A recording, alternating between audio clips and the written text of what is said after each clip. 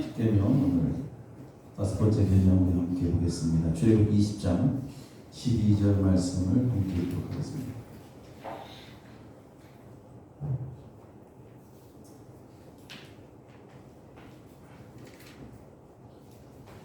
같이 한 목소리 읽겠습니다. 시작. 내 부모를 공경하라 하면 내 하나님 여호와가 내게 준 땅에서 내 생명이 길리라. 내 부모를 공경하라. 그리하면 내 하나님 여호와가 내게 준 땅에서 내 생명이 길리라. 지난 시간까지 1계명에서부터 4계명까지 하나님의 말씀 10계명을 함께 나눴죠. 10계명은 두 개의 돌판에 쓰여졌습니다. 두 개의 돌판. 그래서 첫 번째 돌판에는 하나님에 대한 의무 규정이 적혀져 있습니다. 그리고 두 번째 돌판에는 인간에 대한 그러한 의무 규정들이 이제 적혀져 있습니다. 첫 번째 돌판에 적혀져 있는 하나님에 대한 의무 규정. 제1계명이 뭐였죠?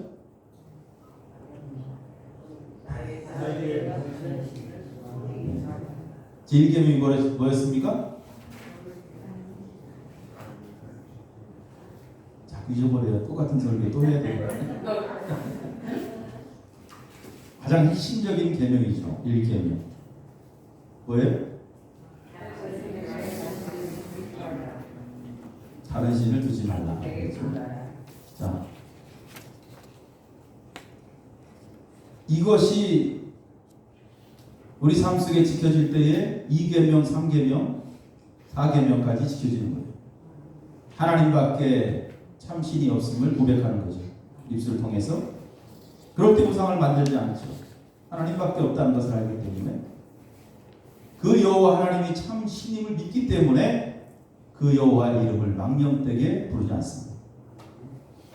그리고 오직 하나님만이 예배자임을 알고 안식일을 기억하고 그날을 거룩하게 지키시는 거예요.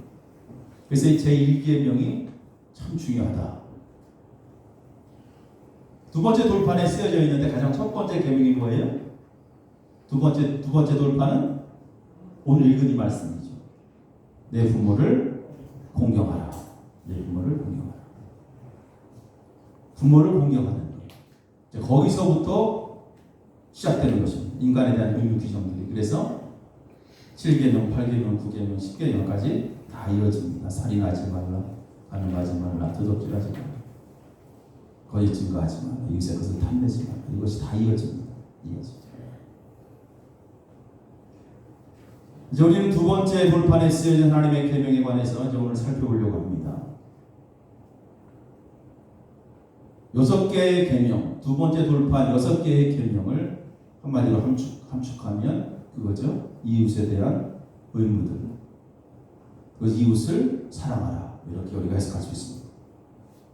예수님의 말씀 가운데 이웃과의 여러 가지 관계들, 우리가 많은 사람들을 대하잖아요. 이웃과의 관계 속에서 아주 중요하게 기억해야 할 말씀이 있습니다. 예수님께서 말씀하신 내용 가운데 마태복음 7장 12절의 말씀 우리가 아주 중요하게 기억해야 되는데 이런 말씀이 있어요. 무엇이든지 남에게 대접을 받고자 하면 너희도 남을 뭐라고? 대접하라. 무엇이든지 남에게 대접을 받고자 하는 대로 너희도 남을 대접하라. 중요한 거예요. 이웃과의 관계 속에서. 그죠? 한마디로 그렇게 맨날 얻어먹지만 말라는 거죠. 네가 다른 사람에게 무엇인가 대접을 받기 원한다면 네가 대접받는 그 마음을 그대로 가지고 남을 대접하라. 이것이 이웃과의 관계 속에서 아주 중요하게 우리가 가져야 할 그러한 마음입니다. 그래서 이 말씀은 이웃에 대한 규정의 황금줄이다 이렇게 얘기했죠. 그래서 기독교의 기본 교리 가운데 하나입니다. 그래서 먼저 대접하는 것. 먼저 대접하는 것. 옆 사람 얼굴 좀 한번 보고 내가 다음에 밥 한번 살게 해봐. 시작. 얻어먹지만 말고 대접하는 거예요. 그래서 어디 가면 여러분 식당에서 제일 먼저 나가야 돼요. 항상 계산하려고. 아멘 안 해네. 저는 항상 그래요. 목회자들끼리 밥 먹을 때. 그래서 남한테 얻어먹으면 소화가 잘한대. 그래서 우리 권사님들, 집사님들 한번 식사 대접도 내가 해야 되는데 자꾸 못하게 해서 내가 못하는 거지. 자꾸 대접을 해야 돼. 그러면 대접을 받아요, 못 받아요? 받아요. 밥 먹지 않은 사람이 얼마나 많은지 저는 일주일 내내 대접하는 거예요. 무엇인지 남에게 대접을 받고자 하는 대로 너희도 남을 대접하라. 신발끈 매느냐고 그냥 안 나오려고 그러지 말고 대접을 해야 돼.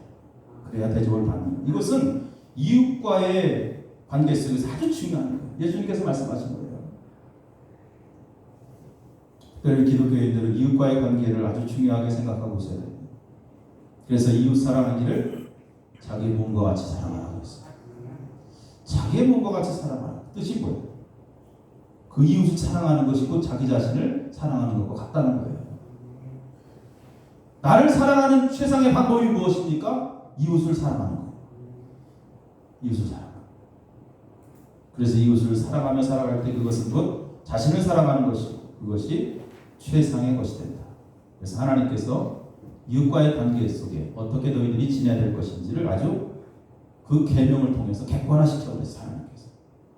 그래서 이기적인 성향, 주관적인 판단, 내 마음대로 이웃을 사랑하는 것이 아니라 하나님께서 이웃을 사랑하는 방법을 정확하게 6가지 계명을 통해서 우리에게 객관화시켜 줌으로써 우리는 이 방식을 따라서 이웃을 사랑하면 되는 거예요.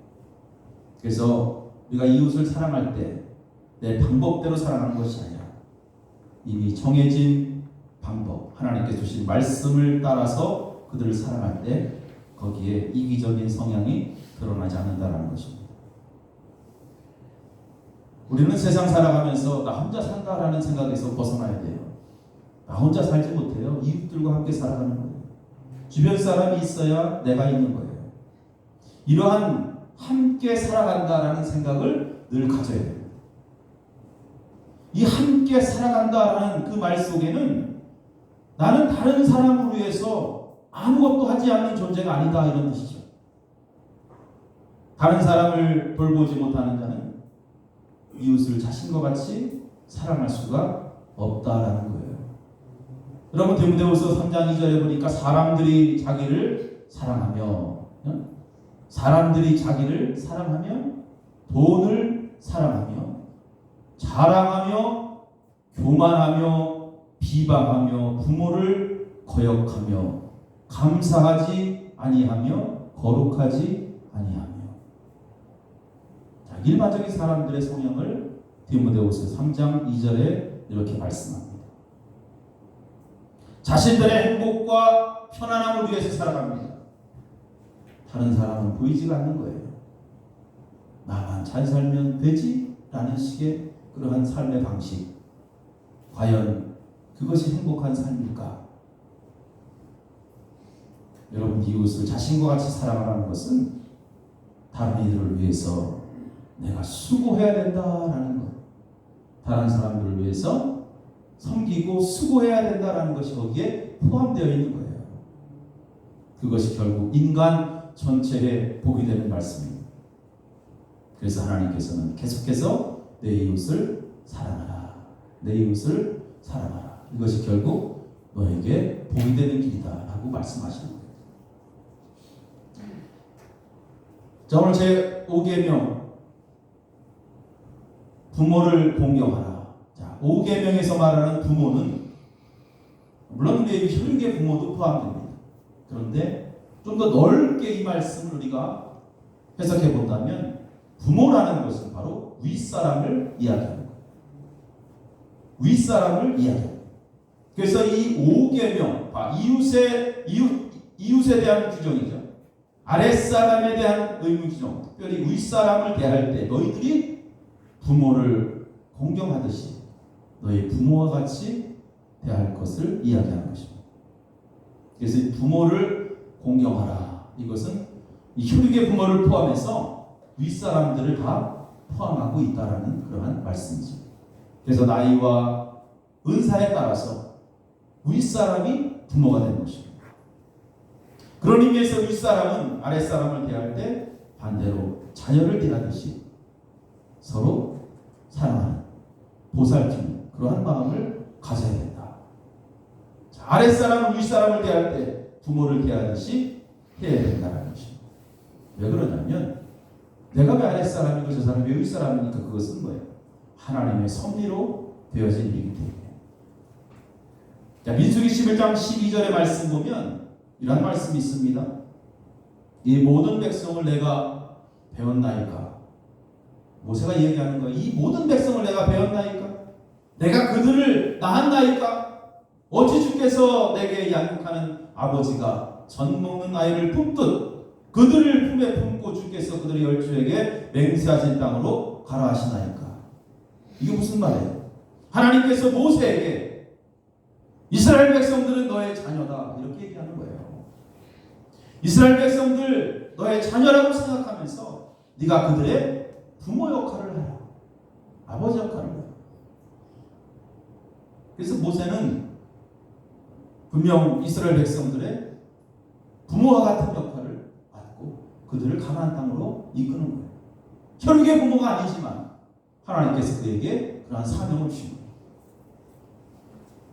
여러분 알죠? 욥의 고백 가운데 이러한 고백이 있습니다. 욥도 마찬가지예요. 늘 부모의 심정을 가지고 가난한 자들과 어려운 고가들을 돌보았다. 이렇게 고백합니다. 부모의 마음. 욥기 29장 12절 말씀 보면 이는 부르짖는 빈민과 도와줄 자 없는 고아를 내가 건졌습니다. 빈궁한 자의 아버지도 되며 내가 모르는 사람의 송사를 돌보아 주었습니다. 욥은 빈궁한 자들의 아버지가 되었다 이렇게 고백합니다. 여러분 바울은 자신의 목회적 부름에 있어서 영적인 부모로 하나님께서 부르셨다라고 이야기합니다. 데살로니가서 2장 7절에 보니까 우리는 그리스도의 사도로서 마땅히 권위를 주장할 수 있으나 도리어 너희 가운데서 유순한 자가 되어 유머가 자기 자녀를 기름과 같이 하였으니. 그래서 목회를 하는 목회자 입장에서 우리 성도들을 바라볼 때 그 영혼에 대해서 늘 부드러움이 있고 국률함이 있다. 마치 자녀를 기르는 것처럼. 종합적으로 볼 때 부모라는 것은 결국 윗사람을 이야기합니다. 윗사람, 아랫사람. 아랫사람은 윗사람의 권위를 인정하고 따라야 할 의무가 있다라는 것을 이야기하는 거예요. 이것이 이웃과의 관계 속에서 가장 첫 번째 돼야 될 의무 규정입니다. 요즘 부모라는 단어, 여러분 이 부모라는 단어는 거기에 명예가 들어있고 거기에 책임이 들어있어요. 부모라는 단어. 근데 요즘 뉴스를 보면 이 자녀를 학대하고 숨지게 하는 부모들 종종 나오죠. 여러분 그런 뉴스 접하면서 어때요? 마음이 좋지 않습니다. 짐승만도 못한 그러한 짓을 하고 있는 그 모습에 화가 나죠.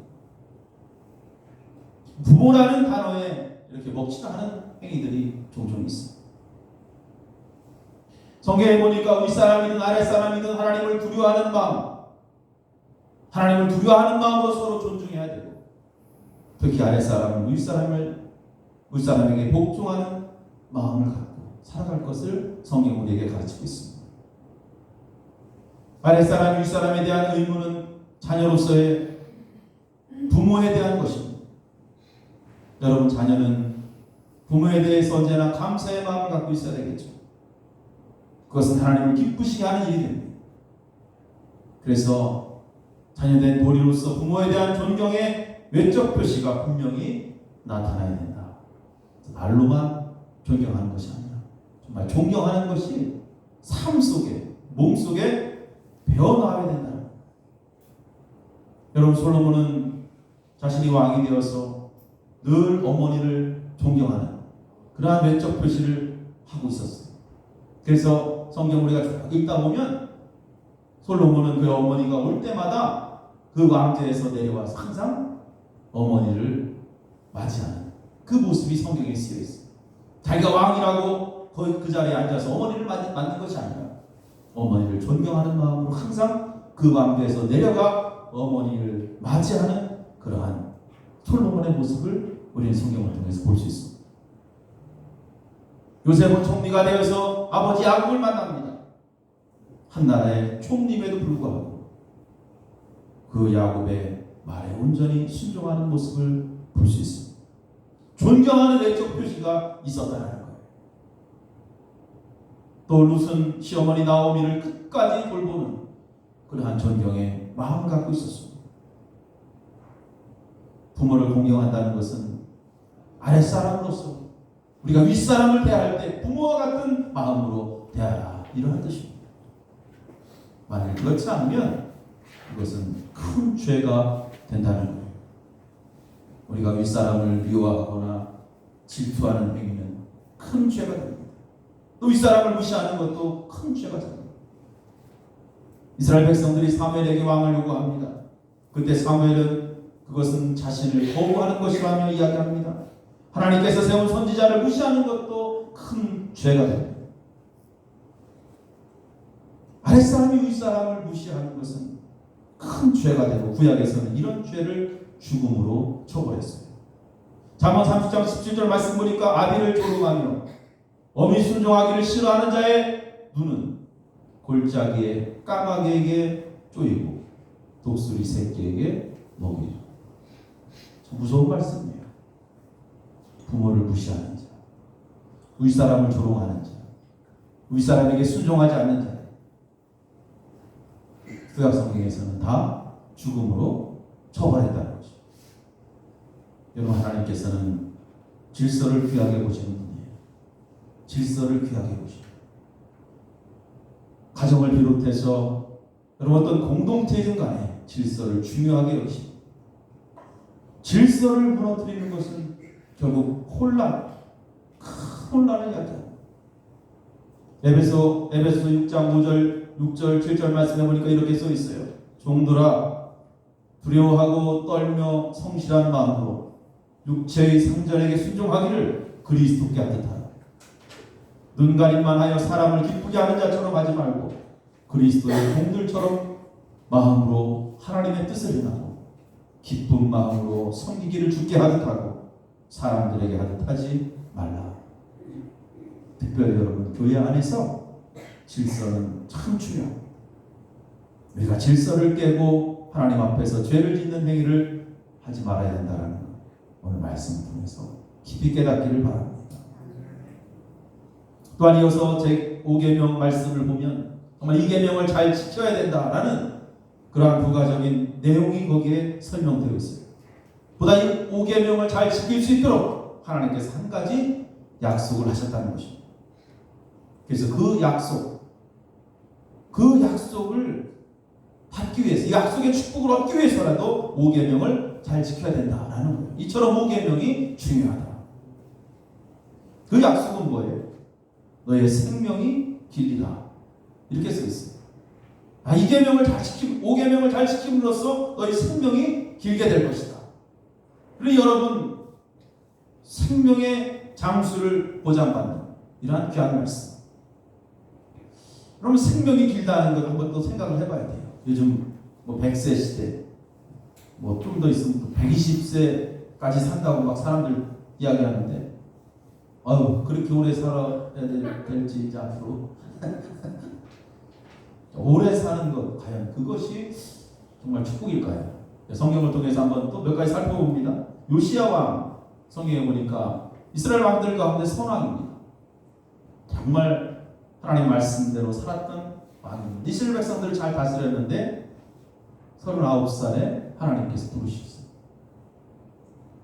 에녹을 우리가 한번 본다면 에녹 시대 사람들이 상당히 수명이 길었어요.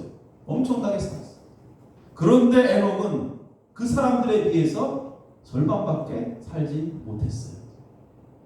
자, 오래 사는 게 과연 하나님의 축복일까요? 요셉도 마찬가지입니다. 애굽의 총리가 되었지만 다른 형제들보다 더 오래 살지 못했어요. 그렇다고 요셉이 아버지에 대한 의무를 소홀히 했느냐, 윗사람에 대한 그러한 의무를 소홀히 했느냐, 그렇지 않습니다. 그의 반면에 아버지를 욕보였던 레위 같은 경우는 참 오래 살았어요, 이 세상에서. 자, 인간의 수명, 우리가 오래 산다는 이 장수의 개념을 어떻게 해석해야 될까요? 오늘 말씀을 보니까 분명히 약속이 있는 계명이라고 했습니다. 우리가 그것을 어떻게 해석하느냐에 따라 참 중요하지만 거기에 중요한 것은 한 가지인 거예요. 인간의 수명은 하나님의 손에 달려있다는, 하나님의 손에 달려있다. 이것을 믿고 살아가는 게 중요합니다. 하나님께서는 때로 악한 세상에서 선한 자들을 일찍 데려가시는 경우가 있습니다. 이스라엘 백성들이 우상을 섬기며 못된 행동을 할 때, 그때 모든 우상들을 완전히 부수고 오직 하나님만 섬기도록 종교개혁을 했던 요시야 왕, 그는 젊은 나이에 하나님께서 부르십니다. 자, 우리가 이것을 생각해야 돼. 죽음이라는 것은 또 다른 하나님의 자비다. 죽음이라는 것은 또 다른 하나님의 자비다. 자, 이런 차원에서 이 땅에서 장수하는 것이 결국 하나님의 영광과 무관하다면 아무리 오래 살아도 그것은 아무것도 아니다라는 거예요. 하나님 없이 이 땅에서 오래 사는, 100살, 120살까지 사는 것은 그 인생은 아무 의미가 없다는 거예요. 자, 일시적으로 이 땅에서 그냥 오래 머무는 것뿐이다. 그래서 오래 사는 것 자체가 목적이 되면 그것보다 불쌍한 인생은 없어요. 그냥만 오래 살기, 건강하게 오래 살기 아니에요. 진정한 장수의 의미, 그것이 축복이 되기 위해서는 그리스도를 섬기고 복음에 대해서 수고해야 한다는 거예요. 그리스도의 이름을 더욱 높이고 하나님의 뜻에 전적으로 굴복되어 있을 때, 그때 이 장수가 의미 있는 것입니다. 여러분, 이 세상에 언제나 어려움이 존재합니다. 힘들고 고달픈 세상길이라고 하죠. 나그네와 같은 인생. 진짜 복이 뭘까요, 여러분? 그렇다고 그렇게 기도하라는 건 아니지만 항상 우리 마음속에 이게 있어야 돼요. 내가 이 세상에서 하나님께서 부모를 공경하면 내 생명이 길 것이다, 그러한 약속을 했음에도 불구하고 그게 아니라 하나님, 내가 이 땅에서 오래 사는 게 아니라 하루속히 주님 만나 영원한 세상에서 그리스도와 함께 있기를 원합니다. 다윗이들 그렇게 기도했어요. 이 세상에서의 삶이 아니라 그리스도와 함께 있기를 바라는 마음, 그것이 다 늘 물밀듯 일어날 때, 이것이 바로 진짜 복된 인생이다. 마치 그거예요. 피곤한 여행객이 좀 쉬기를 바라는 것과 같은 우리. 그래서 바울은 이 이야기를 할 때 장수와 번영을 함께 이야기를 했어요. 에베소 1장 1절 말씀 이하에 보면, 자녀들아 주 안에서 너희 부모에게 순종하라. 이것이 옳으니라. 내 아버지와 어머니를 공경하라. 이것은 약속이 있는 첫 계명이니 내가 이로써 잘되고 땅에서 장수하리라. 또 아비들아 너희 자녀를 노엽게 하지 말고 오직 주의 교훈과 훈계로 양육하라. 그래서 그냥 오래 사는 것이 아니라 내가 잘되고 땅에서 장수할 것이다.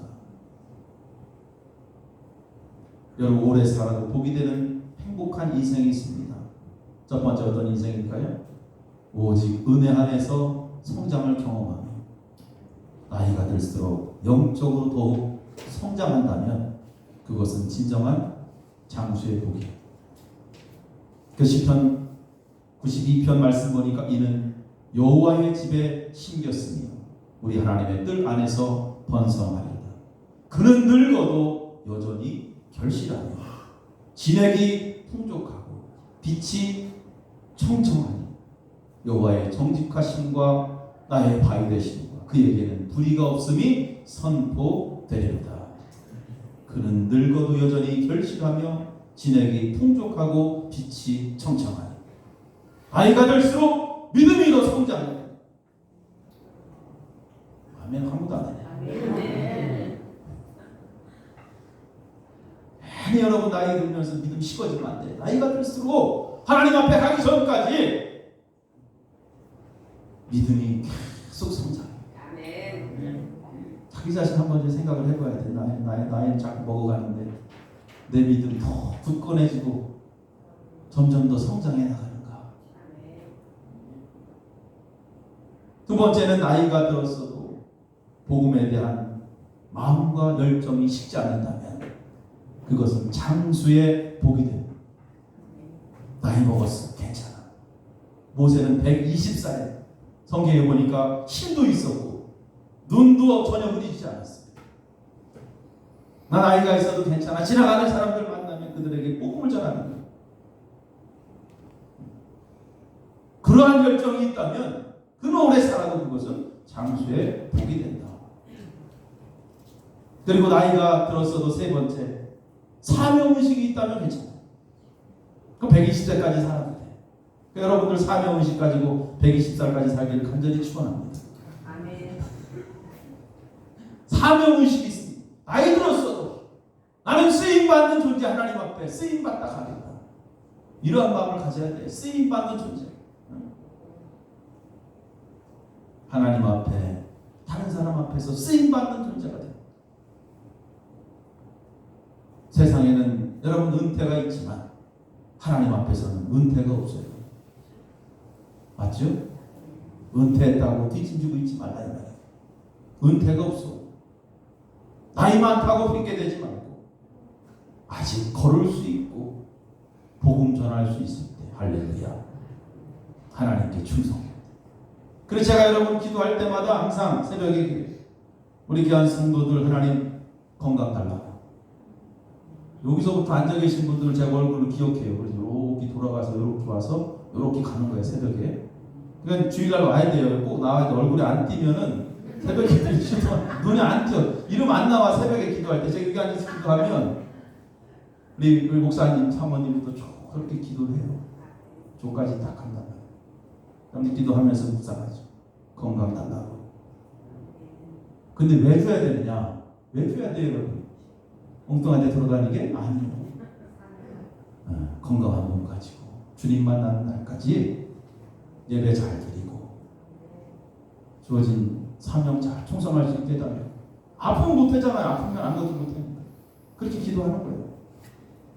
아직 걸을 수 있을 때, 아직 내가 움직일 때, 여러분 주변 사람들에게 복음을 전할 수 있을 때 그때 해야 돼요. 근데 여러분들 아직 멀었잖아. 지금 다 건강해 지금. 안 해요? 앞으로 해야 되는 거야 지금. 조금 더 있으면 못해. 이제 진짜 누워 있으면 그때는 여러분 나가서 하라고 해도 못해. 조금 할 수 있을 때. 그럼 하나님께서 붙잡아 주셔요. 모세처럼. 그게 진짜 장수의 복이에요.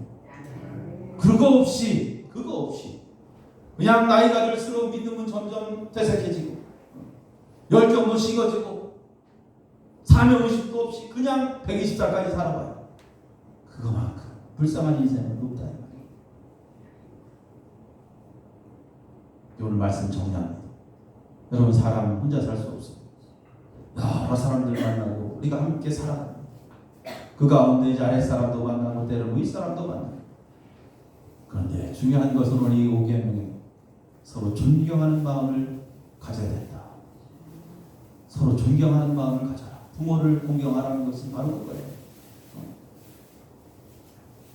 아랫사람이 윗사람을 존중하며 살아갈 것을 명령한 계명. 가정뿐만 아니라 어떠한 공동체에 있다면 거기에 분명히 나보다 윗사람이 있을 때 그 윗사람을 무시해서는 안 돼. 항상 존경하는 마음을 갖고 부모를 공경하듯이 그를 공경하라. 그것이 하나님께서 주신 거룩한 질서입니다. 그러한 질서를 잘 유지하는 자에게 하나님께서 축복을 허락하십니다.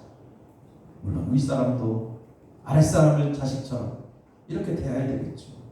그렇게 살다 보면 여러분 하나님께서 약속한 것처럼 이 세상에서 번영과 궁극적으로 하나님 나라에서 영원한 생명을 얻는 귀한 축복을 받게 될 줄로 믿습니다.